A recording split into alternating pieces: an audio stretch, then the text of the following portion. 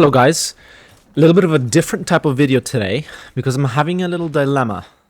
I want to produce more content and I want to be able to produce content and eventually transition into a content creator. The whole reason I started this channel was because I like to play video games and I thought, why not just stream it and then get a hang of things so that in the future when I have more time, I could try hard a little more, take things more seriously than I'm doing now. The problem is that I have a full-time job.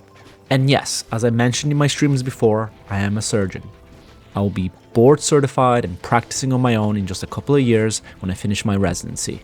But for now, I'm completely swamped all week with work, and I'm often extremely tired when I get home.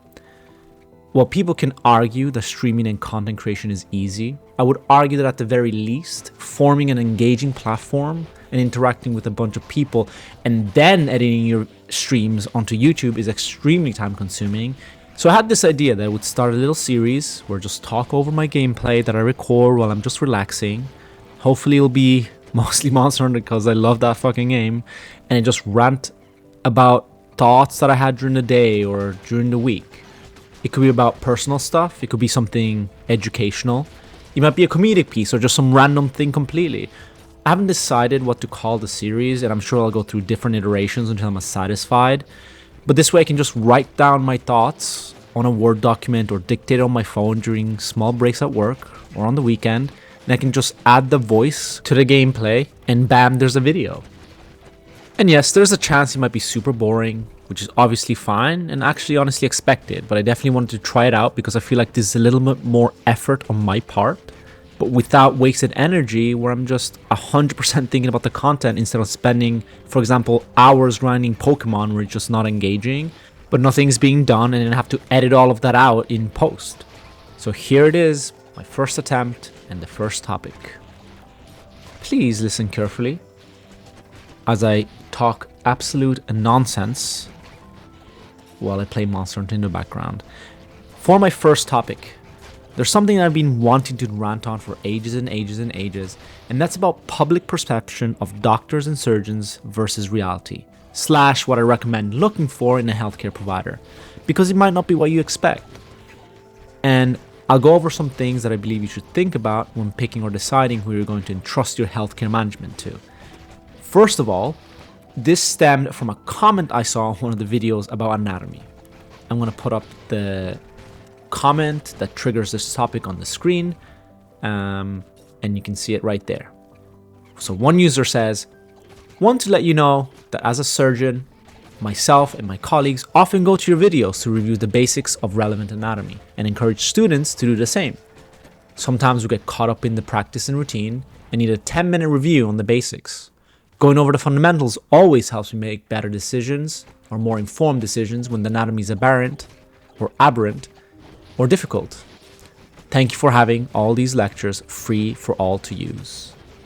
Now the reply to this is absolutely hilarious because, they just are, right? First of all, what does he mean by don't ever get a hernia? Like, people have a choice in the matter.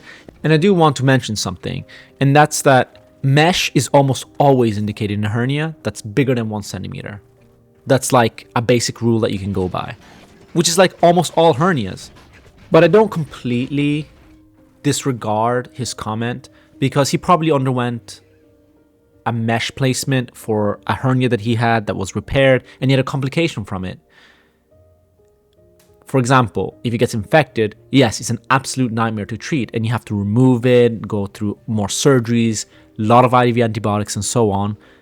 I won't go too much into it, but these are exceedingly rare and should not discourage you from repairing your hernia with a mesh. But the comment that really bugged me was this last one. He says, "What hospital do you work at?" So I have never admitted there. Really. And, a few thoughts go through my head. First thing is, I think it's normal to think this way. It might even be the norm. I think hearing that comment probably might even resonate with you. And when I was reading out the original comment from the thread, you probably thought, I don't want to be a patient under this surgeon. He's looking at YouTube videos of basic anatomy before he does surgery. And I get that. And before I address this and talk about my point of view, there's a few clarifications I want to make that I believe I'm at least a little bit qualified to do because I've been in this field for a while now. One, and stay with me, it's really hard to mess up really bad because doctors practice safe medicine. This is probably another topic on its own, and I might even actually make a video because it's pretty interesting. But I think when I'm talking to the general public, it might be a very bland topic. But essentially, the way we practice medicine these days is that there are a lot of protocols, there are a lot of hard stops, and there's a lot of knee-jerk reaction things that we do that we learn throughout our med school and throughout our training that makes it so that it's very difficult for you to really, really cause harm to a patient. And that's good. Number two, you have a huge team in front and behind you. When you start practicing, no matter what level you are at, really, you tend not to be at the very bottom of the totem pole or at the very top. And even if you are at those extreme ends, you always have people to bounce your ideas around. If there is something that you're doing that is very dangerous, it will be picked up immediately by members of the team. Whether that's a medical student who says, I thought you shouldn't do this in this case. Or a senior saying, hey, you're really stupid. What the hell are you doing? You want to kill my patient. Third, kind of piggybacking off of the second point, you discuss patient care multiple times.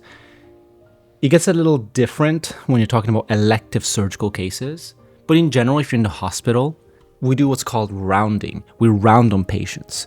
The junior most person comes earliest. They go and see the patient, ask them how they're doing.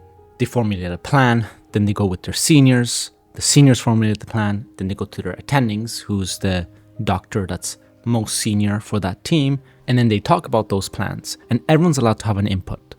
And so then again, if there is a specific form of management that is dangerous or can harm a patient, very often that gets picked up. Fourth, and this again might sound a little scary, but it's also should be reassuring, is that even if something does go wrong, you almost always have a fix. And that's very true, and I'm proud to say, for surgery, more so than any other specialty. Surgery can fix anything. And I laugh a little bit there because, yes, I'm just being cocky for the effect, but there is something about general surgery that I feel like makes you a very complete physician. I might talk about that in another video. I'm not saying that we're the best or anything like that, but proud to be a general surgeon. I did veer off a little bit on a tangent there, but let me give you some examples of things that can go wrong, that you can do wrong, but always fix. Let's say a patient's having pain. You prescribe Tylenol, you prescribe ibuprofen, Motrin. It doesn't work. Or it does, but it's not helping. So you prescribe opioids. That's the next step up in pain management. Next thing you know, the patient's breathing shallow. They're not breathing enough. They're obtunded, confused. They're not making any sense.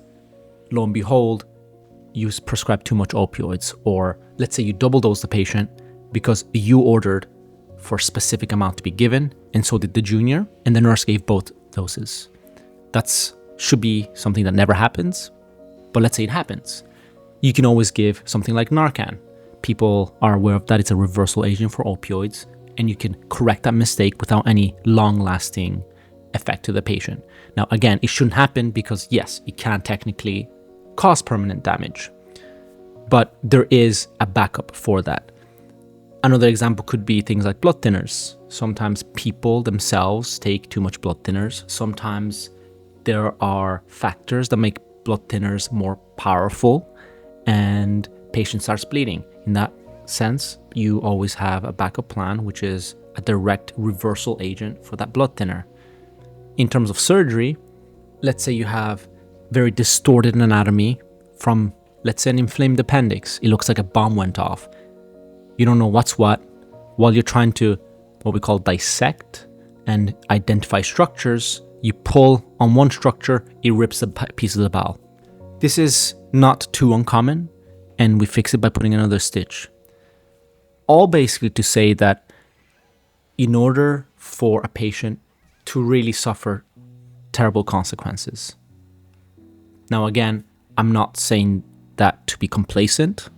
It's not defensible, but that we should take a little bit of relief in that there's always ways to deal with certain mistakes.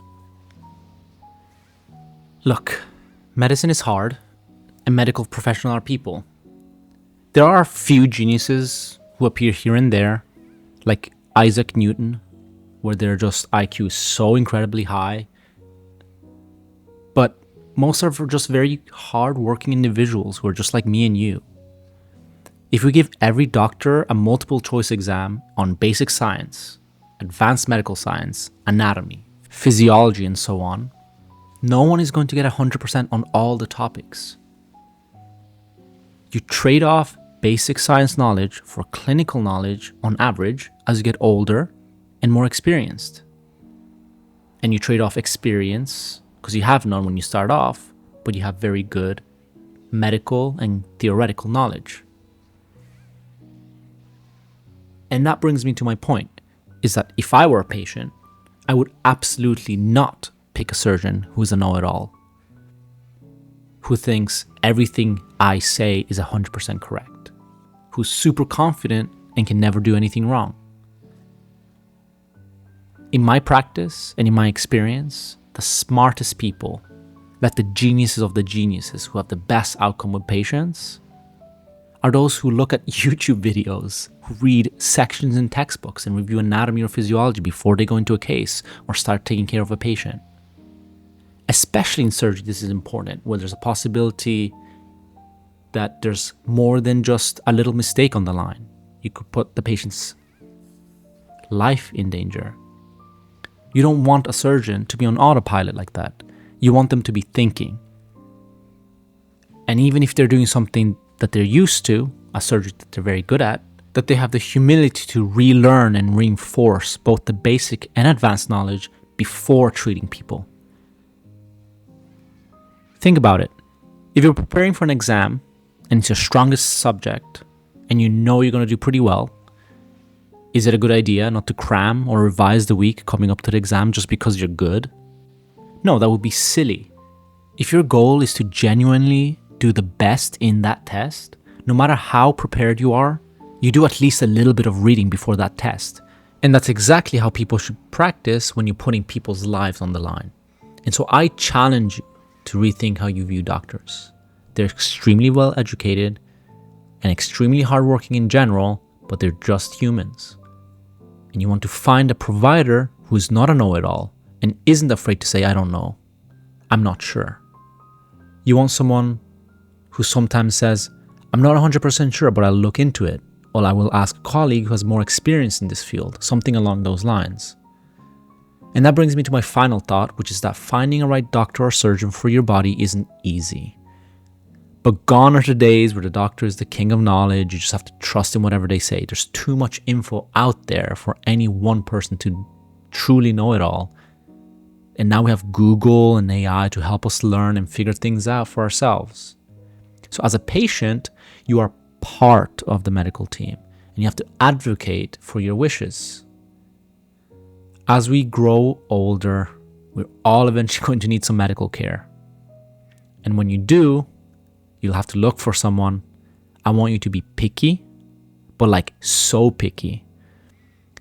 But picky in a sense that I want you to look for that confident doctor who is experienced, but isn't afraid to be wrong or who isn't afraid to say, I don't know. Because the best doctors aren't the ones who think they know everything. They're the ones who know exactly what they don't know and take that seriously.